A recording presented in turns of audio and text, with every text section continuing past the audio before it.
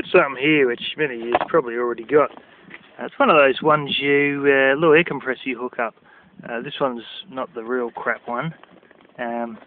Holy cow, 14 amps, I never quite realised that. Yeah, you got your little bits that you hook onto your battery and that. And it goes to 150 psi, but this one, you got your little pressure gauge there. This one is sort of not the real rubbishy one. It's not the super duper high end one, but it is up there with the high end ones. But have a look at the fitting. Yeah. See any similarities there? They put a standardised air fitting on it. Now that should be a female adapter, usually speaking on that, but that's a male. But it doesn't mean you can't go get yourself a couple of female adapters and a hose. That is my nail gun.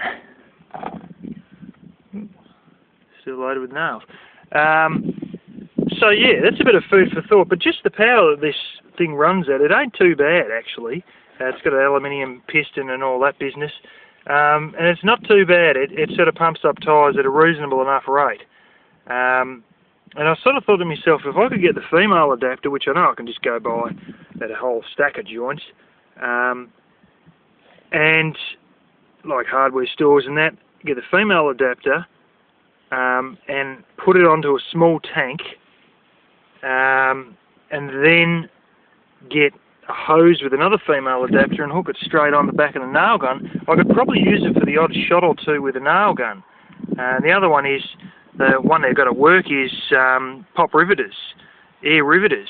But just a bit of food for thought, you know, solar powered air tools.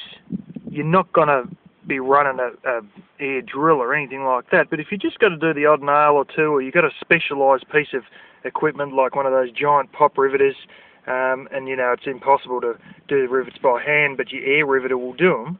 Well, yeah, you know, that's a bit of food for thought that I think it would actually be capable, because this one does go quite well.